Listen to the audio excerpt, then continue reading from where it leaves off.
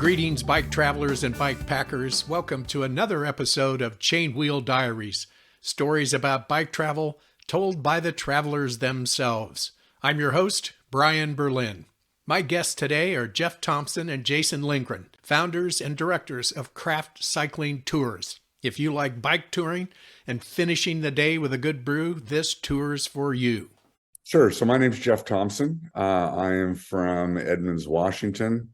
Started cycling in 1991, so been enjoying it for quite a few years, and just it's what I do now. It's kind of life at this point. And I'm Jason Lindgren, originally from Edmonds, Washington, now live in Scottsdale, Arizona. And I got into cycling, would have been about 1989, mostly just doing some mountain biking stuff. And then my now current brother-in-law got me into the road side of it. And I've been doing it pretty much ever since. So how did Craft Cycling Tours come about? Well, that was kind of one of the things that I had really talked about. I actually, a number of years ago, came up with this concept of what I call carbonated-neutral. And carbonated-neutral essentially boils down to the amount of beer calories that you consume after a ride are offset by the amount of calories that you expended on that ride. And everybody thought that was kind of a cool idea. I used to call it calorie-free beer. But you're right. It's one of those things where whether it was the parking lot beer after a group ride, or we would usually finish up someplace to have a beer or two, and we did a ride and started looking around. And Bellingham, if you're not familiar with the state of Washington, but Bellingham is up near the Canadian border. And they probably have more craft breweries in that town than just about anywhere around, I think, per capita. And the riding up there is absolutely phenomenal. So this idea of combining those two together and really focusing on the riding aspect of it, right? Not we're going to ride today and then tomorrow we're going to go sea kayaking or we'll take a hike or something like that. It's really finding some great roads, enjoying some time riding, and then talking about it when you're done, having a few beers. So, Jason, I don't know what you want to add to that. It's exactly right. It's Jeff and I did a tour back in 2006 to Spain. And I had done one in France in 2004 with another friend, and we saw how that worked. And like in 2006, we met a couple guys from Canada on our tour, and here we are, however many years later, we're still friends, And so when JT and I started talking about it, we said, let's focus on the riding, but the bigger thing is keep it small and make sure that you build this group of friends, whether it's 2 days or 5 days, that will last hopefully a lifetime. So when and where did you two meet, and when did you actually start Craft Cycling Tours? So meeting was this about 92, 93, I think. It was a sort of a parking lot criterium in Bothell, Washington. And we had a mutual friend that came down to support both of us. I think we were riding with a bunch of sandbaggers that day because my racing career didn't last very long. Jason's did, but after about the third or fourth lap, we're getting lapped by Cat 2, Cat 3 riders that hadn't re-upped that year, and regrouped in the parking lot. And our friend Sid introduced us, and we started riding together and have done, I don't know how many thousands of miles together since that point. Mm-hmm. Yeah, it was back. That crit was back when USA Cycling, everything was mail. There was no technology. So, like JT said, all the sandbagger Cat 1s and 2s and 3s that hadn't gotten their license yet had to get one-day licenses. And so here we are in the citizens class, which they had back then. thinking, oh, this is going to be great. And we're sitting at the starting line with these guys, with all the high end bikes, and their legs are the size of tree trunks. And they said go, and JT and I were off the back within probably 100 meters of the starting line, looking at each other like, what happened?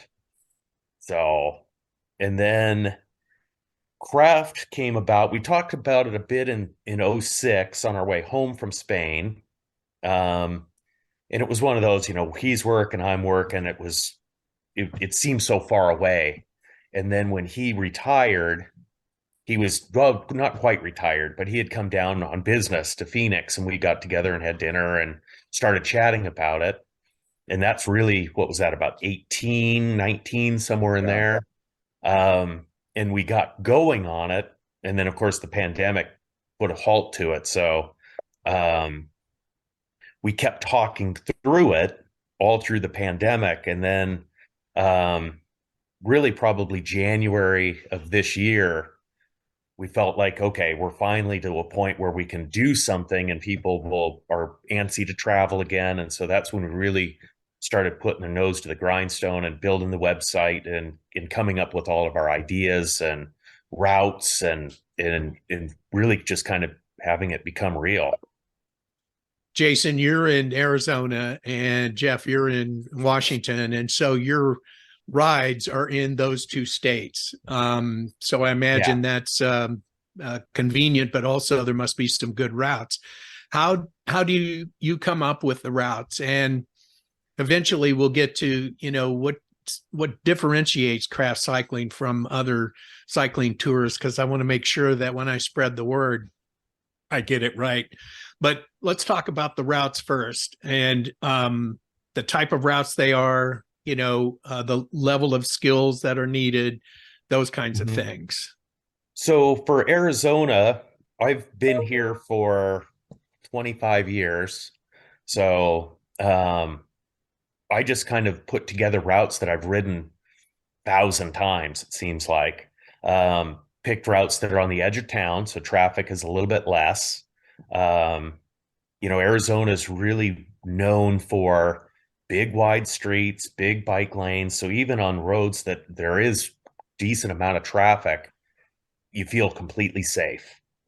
Um, and then I just looked for routes that you got the scenic beauty of the desert. So like we go down to a lake, and it's a 14-mile climb, but the views are so good and anybody can do it. It's not 10-12% like Europe. It's just a steady grade. I've ridden it a million times with people. Um, and that's kind of how I started looking at it, where there's a coffee shop along the way. So we can have a stop and have a coffee. Because again, coffee in cycling is just like beer in cycling. Yes, So it is. to make sure that, we find places that there's lots of bailouts. So if people just don't feel like they're up to it that day, we can, we'll have SAG support and we can pick them up. But really just focusing on the showing off the beauty of the state and the city and taking advantage of the weather. People in the Midwest and the Northwest, come February, after 4 months of bad weather, they're ready to go. And so that's why we chose Arizona as a good spot for the fall and or spring and summer, or more spring, I guess, late winter, spring. Jason, the Arizona rides on a daily basis, and it looks like there's 7 or 8 days in length, these tours. Um, what's the mileage like? Um, and actually we're 4 days. Four So days. we're Okay. gonna ride 4 days. Day one is we call it a shakeout ride, build the bike and then go for maybe a 15-20 mile ride just to make sure everything works. Our longest ride is about 45 miles, but it's conducive to any level of cyclist because there's so many bailout points. If you want to do a 30-mile ride, we can either pick you up or we can help route you back to the hotel. So everything's close enough that we can turn that 45-mile ride for the really hardcore people that want to show up. We can turn that into an 80-mile ride really, really easily. Jeff, what about the Washington rides? What are they like? So the Washington rides are very similar. All our rides are geared between about 25 and 40 miles, as Jason mentioned. We try and keep it to routes that we know. So Jason said he's ridden thousands of times on these routes. I've done the same thing. These are roads that I know, that I've ridden, and really try and showcase the beauty of the area. So we incorporate Bellingham. Whatcom County is a really unique area with you're on the water. You've got Mount Baker that's right there. The Canadian border is just 20 miles away. Linden, a little Dutch town right along the Canadian border. So we try and showcase each of those. Each ride incorporates one of those sites. Chuckanut Drive. We have a little ferry ride that goes out to Lummi Island, which is just a gorgeous little place to ride around. So same thing. There are some hills, but nothing that the average person cannot do. I mean, obviously, you've done enough riding to realize that if you're going to take an adventure, you want to make sure that you're properly trained so you can really enjoy it. The worst thing you want to do is go in with no miles in your legs and fall flat on your face the first day and realize, boy, this was really poor planning on my part. So really showcasing what the area has to offer, but things that we're intimately familiar with. So we know all aspects of the route and share the beauty of that particular ride with people, and hopefully they'll come back. I think one of the unique things that we incorporated in our planning is the fact that we want to keep them small. We want to keep them localized, but we've got that window now of being able to ride Arizona in the wintertime and Washington in the summertime. Our summers are pretty mild. July, August in that area is going to be maybe 75 to 80 degrees tops. So it's cool, comfortable riding. It's not the 95 degrees and 85% humidity that you mentioned on Ragbite, right? It's pretty comfortable riding, and the roads are all great. So that's really what our focus was, to make sure that people did enjoy the routes that we chose for them, but they were doable for all levels. Similar mileage as to the ones in Arizona? Yes. So we try to keep them all at that same pace so that, again, people, if they feel stressed, they can back off. We'll have a bailout for them, or we'll add additional miles for people that want to do that if they're feeling good that day. Jeff, tell me about the demographics of the people that you've had on tours. Well, this is really our first season. So the groups that I ride with, I mean, are obviously all in my age range, right? But we're looking probably in, the 50 to 80. If people want to keep riding at that level, we see people of all abilities out there. We want to be able to accommodate those folks. So, hopefully you got time during the week to take that vacation and just see a different part of the country if you're not familiar with it. So, question for both of you. What are the accommodations? Would you characterize this as a fully supported tour, and you're hoteling, or how does that work? Definitely fully supported. So it's going to include breakfast and dinner every night, couple happy hours, full SAG support, snacks, water, goos during the ride. I wouldn't say we're 5-star hotels, but they're very nice. They're very comfortable. We wanted to really try to keep that price point where it wasn't, the $4,000, $5,000, $6,000 price point. So, just very, very comfortable. We've stayed at both hotels that we're going to be using, and they're very, very nice. And rest stops along the way? Yeah. Yes. We'll have a van to support everybody, and along the way we'll have various points, whether it's either a parking lot where we can pull over, and if people want to add gear or take off gear because of the weather or need additional water, that'll be available. We've tried to incorporate, a coffee shop along the way where if people wanted to stop and just kind of refuel, take a break. But yeah, we'll be there. And then one or both of us will be riding along with the group, or one will be riding and will be supporting in the van behind. So there will always be a van to help out. Well, this sounds to me like a really well-packaged set of tours, both based on, interesting and scenic terrains, not heavy-duty mileage, full support, staying in hotels, lots of socialization. This should appeal to a large number of riders, but I would say if someone is thinking about, I'd like to go on a bike tour with a group of people, this would be a very good first tour to do. Would you agree with that? I would. We've tried to keep it at a point where, again, the focus is on the riding, but it's not a rip your leg off kind of ride, right? It's very comfortable for everybody to do. We've also, one thing we didn't talk about, we've thrown in a couple of unique features along the way. So the Bellingham tours, midweek, one of the things that we do is there's a group in Bellingham, it's a whale watching company, but Wednesday nights they do a brewer's cruise. So part of our package will be an hour and a half cruise out around Bellingham Bay with gorgeous views of Mount Baker, the cityscape, all of that, and getting a chance to sample the brews from local breweries that are out there. In fact, one of our nights is at Boundary Bay Brewing, which is one of the first breweries in Bellingham. We actually sat down and met the owners at a table that we were asked to join that night. Wonderful people.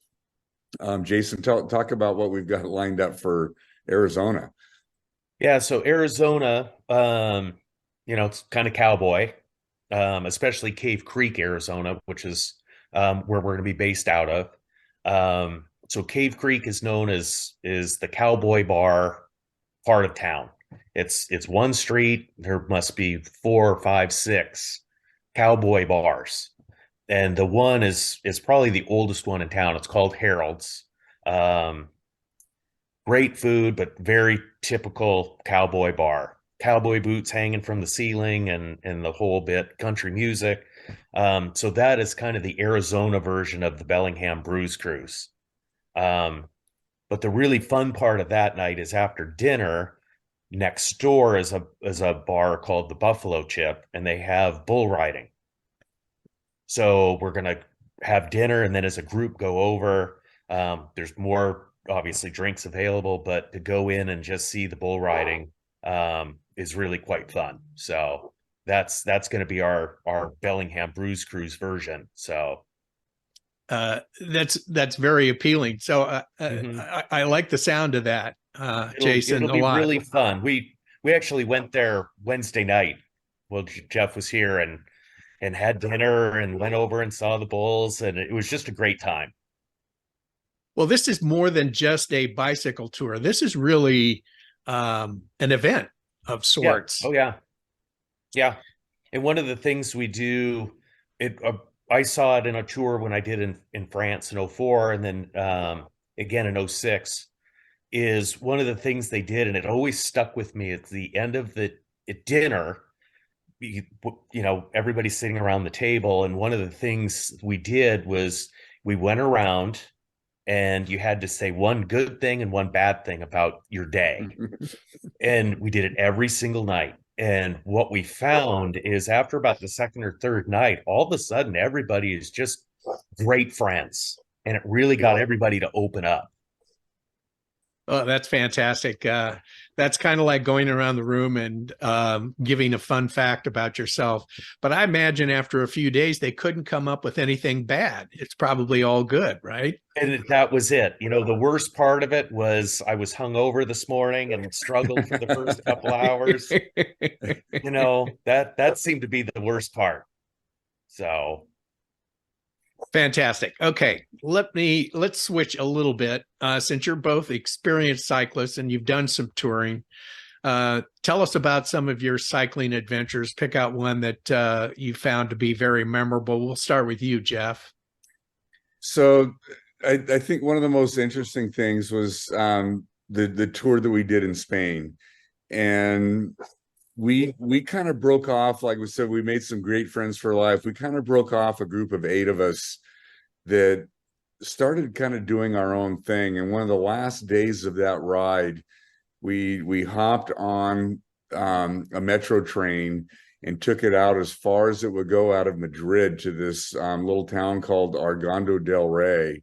And I think we did about a 50-mile bike ride that day, just out through the middle of nowhere on some wonderful roads. Came back, it was kind of siesta time, but there was this one little plaza area that had this little pizza shop open. And we sat down and this guy brought out 8 liters of beer for us and some pizzas that were fantastic. We got back in to connect with everybody else. They had been stuck all day in an industrial park watching a time trial and didn't even get to ride their bikes. So we were kind of the highlight of the day, I think, the little side trip that we took. It was probably the best ride of the whole 10 days that we were there. Yeah, that was a fun day. That's interesting. There's a couple that I follow on social media, and they have a website called The Path Less Pedaled. And they are moving from, well, they were in Southern California, and they moved to Missoula, Montana, which is kind of the bicycle touring headquarters of the world. And now they're leaving Missoula and they're moving to Spain. Girona, I believe, is the name of the town they're moving to. So Girona. there must be some super cycling in Spain. Wonderful. I went to Spain in 2019 to Girona with a friend that I met on a tour, and we've been friends ever since. But we Airbnb'd a place in Girona and rode every day for about 10 days. And there's the modern city and an old city. We stayed in the old city, and within 10 minutes, you're out in the middle of nowhere, just farm fields. Our quote unquote Queen stage went out to the Mediterranean, rode the coast. And as for a cycling fan, what's great about it is so many pros are based out of there. So we had a quick step rider with his team car doing sprints, and it was a 20-kilometer road, just rollers along the Mediterranean. And he must have passed us 3 times. And he's going all the way down and all the way back. And we were like, and so you really got to see the feel for what a pro is doing versus just 2 knuckleheads taking pictures. But that was a really, really fun trip. You mentioned France as well. Yes, I did in 2004. A friend of mine, mutual friend of Jeff's, we went and followed the tour for about 2 weeks. So we got to ride Mont Ventoux, and we rode Alpe d'Huez and Plateau de Baie, and it was billed as a climbing tour, and it fit the bill. Very first day, we climbed Col d'Aspen and the Galibier, and I thought I was going to die. 20-mile climbs right out of a bus was tough, but it was really, really fun, and met some great people on that trip that I still talk to. Outstanding. Any other tours, Jeff, that you recall that you'd like to talk about? Oh, I've only done a few of the tours. That's why I'm really interested in being able to do this. In Seattle area, we have one of the largest bike clubs in the country, the Cascade Bicycle Club, and they put on a number of rides that are pretty interesting. So Seattle, Portland, STP is probably one of their biggest ones. We've done that one a couple of times in one day. It was a 206-mile ride. That was a pretty epic group. I think there were 8 of us that rode that together. One of my favorites with that that club is the RSVP, which is Ride Seattle to Vancouver and Party, which is a 2-day ride. Actually, a lot of that goes to the Bellingham area, and just the people you meet along the way, you see every type of rider out there. And that's kind of one of the things that inspired this as well, right? There's so many people that are active on cycling right now, and especially after the pandemic, that we want to give them a place to really go out and enjoy it now and share the passion that we do for it. We want to make sure that everybody feels comfortable. Communication is a big part of that, feeling comfortable as well, right? So we'll make sure that we're briefing every ride to let people know what to expect, that there will be regroups along the way. If someone, gets dropped back, we're going to, make sure that we keep everybody together throughout the ride and just make people feel comfortable and enjoy the ride. I mean, I think at the end of the day, that's really what we want to create, is that fun experience. Mm-hmm. Yes, it does. It sounds like a lot of fun. All right, Jeff, what are you riding these days? I am riding, well, today I've got my old bike that I brought down here with me. It's a Thai Cycles Hayak. Jason and I used to ride with the team called Thai Cycles Racing back in the day when we first started doing that. That's the bike I took to Spain, but I've also got a S-Works Roubaix. That's my favorite bike. I kind of keep that one under wraps until the weather gets good, and then break it out for the nice sunny days. So, what about you, Jason? What are you riding? So I have a Thai Cycles as well. I just had it built probably 4 or 5 years ago now. And I also have a BH Ultralight. And I ride them both. I probably ride 4 or 5 days a week, and I just kind of alternate between the bikes because I love them so much. And then I have a Trek mountain bike. Well, gentlemen, it's been great talking to you. And these tours sound fantastic. And I'm going to tell everybody I see about them. I like the format that you've put together. For a still working full-time cyclist like me, 4 days is doable. Every tour I do depends on how much paid time off I've built up.